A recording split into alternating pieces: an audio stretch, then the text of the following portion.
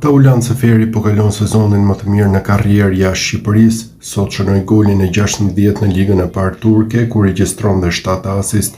Sulmuesi kombëtares zhbllokoi takimin në favor të Bodrumsporit që po përballet me Istanbulsporin. Ishte Arlinda Jeti që dha asistin perfekt me një top të gjatë në minutën e 8. Goli i Seferit më pas ishte mjaft i bukur. Ndeshja ishte e vlefshme për javën e 32 të ligës së parë. Bodrumspori po shkon i sigurt drejt fazës play-off ku më pas do të synojë ngjitje në Superligën turke. Kujtojmë se Ajeti është ftuar nga trajneri Silvinho te Kombëtarja, ndërsa ftesa për Seferin mungon që nga viti 2024. Taulan Seferi nuk është ftuar përsëri nga Silvinho në kombëtaren shqiptare, pavarësisht 15 golave dhe 8 asisteve në ligën e parë turke me Bodrumsporin. Tekniku brazilian se ka preferuar që në ndeshjet e play-offit të ketë shërbimet e tij. Edhe për këtë sigurisht që Silvinho theu heshtjen duke treguar qartë planet e tij për duelin ndaj Polonisë. Në fjalën e tij, trajneri kombëtares tha se në mbrojtje dhe në mesfush jemi të kompletuar, teksa duhen lojtarë që sulmojnë zonën dhe krijojnë rrezikshmëri në 16 metrat e fundit. Kjo tregon qartë se Seferi nuk e ka marrë këtë herë ftesën për shkak se pavarësisht rolit ofensiv, karakteristikat e tij bëjnë që të kthehet edhe mbrapa për të ndihmuar ekipin. Por në Varshavë Silvinho paralajmëroi në një farë mënyre all-in në sulm, duke parë që dhe mbrojtja kundërshtare nuk është në momentin më të mirë të saj. Seferi, ne kemi 26 lojtarë, nuk mund t'i kemi të gjithë, nëse marr Seferin mbetet jashtë një tjetër, pse more këtë dhe jo atë. Ndodh, e kam lexuar, sipas meje jemi të mbuluar në mesfush dhe në mbrojtje, ne duhet të mendojmë si të sjellim ekipin më afër zonës kundërshtare, sepse kemi nevojë të shënojmë, sepse nëse nuk shënojmë, nuk shkojmë para, tha ndër të tjera braziliani. Trajneri kombëtares Silvinho gjatë konferencës së mbajtur për media të lidhur me listën e të grumbulluarve u pyet edhe për kundërshtarin më të vështirë me të cilin është përballur, ku gazetari e vuri mes dy emrave si Polonia dhe Serbia. Sipas teknikut, edhe pse ekziston një ngjashmëri gati e njëjtë mes të dyja skuadrave kombëtare, ai zgjodhi kundërshtarin e tij të radhës në fazën play-off, Polonin, si ekipin që e ka vënë më shumë në vështirësi në dy përballjet që ka luajtur me ta, brenda dhe jashtë vendit. Të kthehesh te një ekip që kemi luajtur 2 herë brenda dhe jashtë, unë preferoj të flas për Polonin, që është kundërshtari i radhës, është diçka e ngjashme mes tyre që mbrohen mirë dhe shfrytëzojnë hapësirat. Polonia është përmirësuar shumë si skuadër me trajnerin Urban, ka bërë shumë mirë në kualifikueset e fundit, mbrohet mirë, është agresive dhe shfrytëzon shumë hapësirat me shpejtësi dhe cilësi. Futbollistët shënojnë, kanë 3-4 lojtarë që mbërrin në zonë dhe finalizojnë, janë fizikisht të fortë, agresiv dhe shfrytëzojnë hapësirat, kanë diçka të ngjashme me Serbin, por në përgjithësi janë të ndryshme. Polonin e ka përmirësuar shumë trajneri Urban, është shprehur Silvinho. Trajneri kombëtares shqiptare Silvinho me siguri nuk ka qenë shumë i lumtur kur ka parë ndeshjen e sotme mes Beşiktaşit dhe Kashimpashës në kampionatin turk.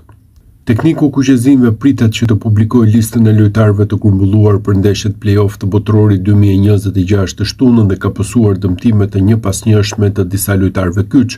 Pamjet e sotme të Kristian Aslani duke dalë nga fusha e lojës në pjesën e dytë, padyshim që duhet të kenë shqetësuar trajnerin e kombëtares. Futbollisti ishte titullar në radhët e Beşiktaşit dhe zhvilloi një ndeshje mjaft të mirë, por pak sekonda para se të linte fushën e lojës për të zëvendësuar rregullisht në minutën e 71, ai mori një goditje në këmbë dhe doli më pas duke shtrënguar dhëmbët dhe duke çaluar dukshëm. Në stafin e kuqezimve shpresojnë që kjo të jetë vetëm një goditje pa pasoja për Aslanin, i cili është i padiskutueshëm në mesfushën e kombëtares dhe vetë trajneri Silvinho i ka besuar atij orientimin e ekipit në të dy fazat e lojës.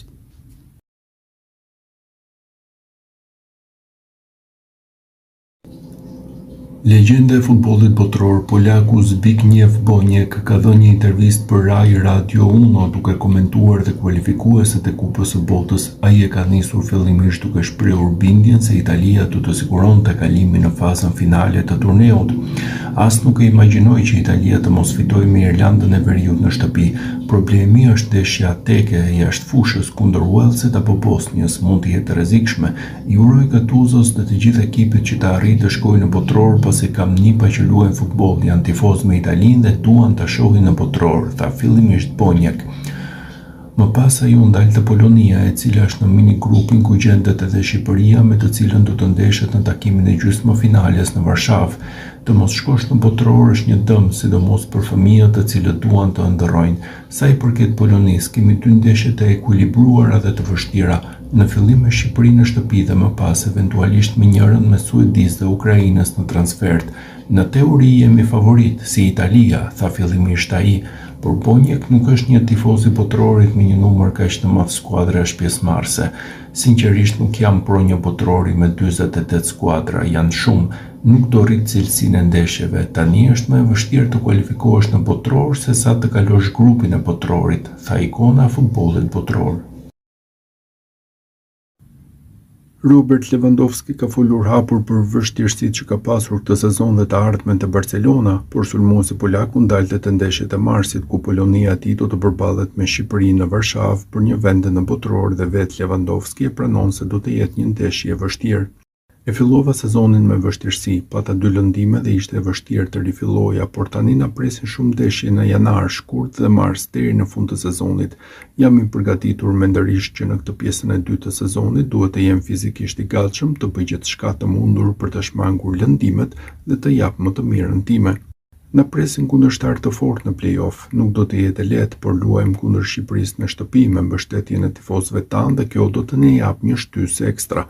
Nuk kam shumë dashuri për ish-trenerin ton, kur mora vesh që po më hiqnin shiritin e kapitenit tuaj se rash nga karrigja, por e lash pas dhe shkuam përpara.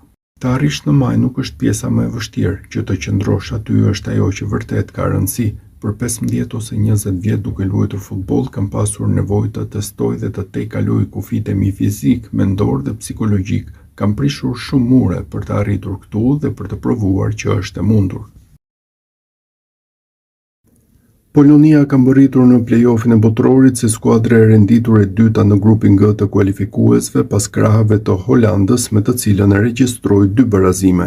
Ecuria e saj në këtë edicion u shënua nga jo pak probleme, ku më i madhi ishte zënka në fillimin e edicionit mes trajnerit Michal Probierz dhe Robert Lewandowskit, të cilit ju hoq shiriti i kapitenit. Sulmuesi deklaroi se po të riqej nga ekipi kombëtar për sa kohë ishte Probierz në drejtim duke shkaktuar kaos te Polonia.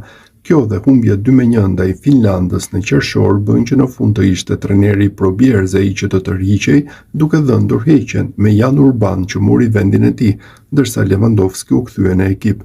Në ndeshjet e mbetura Polonia regjistroi 3 fitore dhe 2 barazime ndaj Holandës, por ato nuk mjaftuan për t'i marrë vendin e parë në grup tulipanëve, duke detyruar skuadrën polake të kalonte nëpërmjet play-offit, ku tashmë si kundërshtar të parë do të ketë kombëtaren tonë. Kombëtarja polake i ka mësuar kundërshtarët e saj në fazën eliminatore për një vend në Kupën e Botës 2026. Ndoshta kishte edhe rrugë më të mira, komentoi Cezar Kuleza, presidenti i Federatës Polake të Futbollit.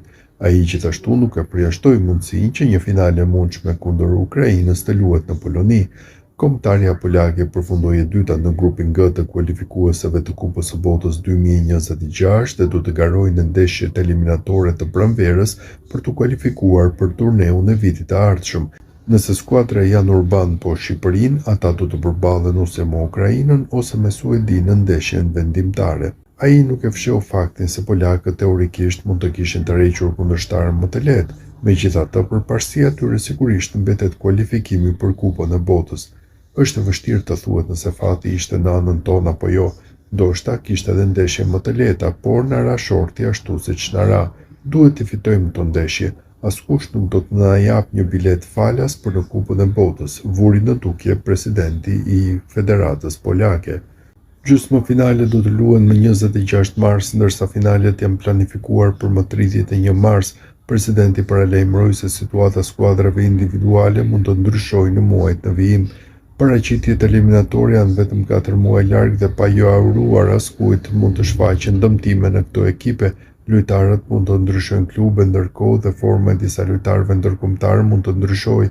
Shumë faktorë do të ndikojnë në ekip para eliminatoreve. Le të shpresojmë që t'i shmangim dëmtimet. Lojtarët tanë janë në formën e tyre të jetës. Kemi shumë fat futbollistik dhe ja dalim të kalojmë eliminatoret, shtoi ai. Kombëtarja shqiptare nuk mund të nënvlerësohet, siç e zbuloi vetë Fernando Santos. Ekipi i tij posoi një humbje 2-0 në Tiranë në shtator 2023 dhe portugezi dha dorëheqjen si trajner disa ditë më vonë. Shqiptarët janë një ekip shumë i mirë, veçanërisht në shtëpi. Gjithmonë ka shumë mbështetje në stadiumin e tyre, të gjithë reagojnë me entuziazëm. Ne kemi luajtur kundër tyre, kështu që e di si është. Është e vështirë të luash kundër tyre. Këtë herë avantazhi ynë është se po luajmë në shtëpi, është gjithçka në mendjet dhe këmbët tona, tha Kulezha. A do të arrijë një marrëveshje Federata Polake e Futbollit me ukrainasit nëse një finale e mundshme kundër Ukrainës mund të mbahej në Poloni? Ekziston një mundësi për vendimi u takon ukrainasve, e gjitha varet nga ajo që bëjnë ata, nëse duan të luajnë në Poloni apo të kërkojnë një stadium tjetër në Evropë. Duke i njohur tifozët tanë, ata do të udhëtojnë për në ndeshje dhe do të ketë mbështetje entuziaste prej tyre, vazhdoi timonieri i Federatës Polake. Rekordi i Jan Urban si trajner deri më tani është 4 fitore dhe 2 barazime. Polonia ja doli mban kundër Holandës, por në Malta ta luftuan për të siguruar 3 pikë. Kemi marrë 4 pikë në 2 ndeshjet e fundit, luajtëm në kushte të barabarta kundër Holandës, një kundërshtar i nivelit të lartë. Sigurisht që pati një qetësi të lehtë kundër Maltës, por në fund fituam dhe morëm 3 pikët. Jan Urban bëri gjithçka që mundi. Nuk mendoj se ka dikush që do ta kritikonte punën e Jan Urban. Jemi të gjithë të kënaqur me punën e tij. Kemi një staf trajnerësh gjithashtu të zgjedhur nga trajneri dhe të gjithë po punojnë mirë dhe kjo po sjellë rezultate, përfundoi Cezar Kulezha.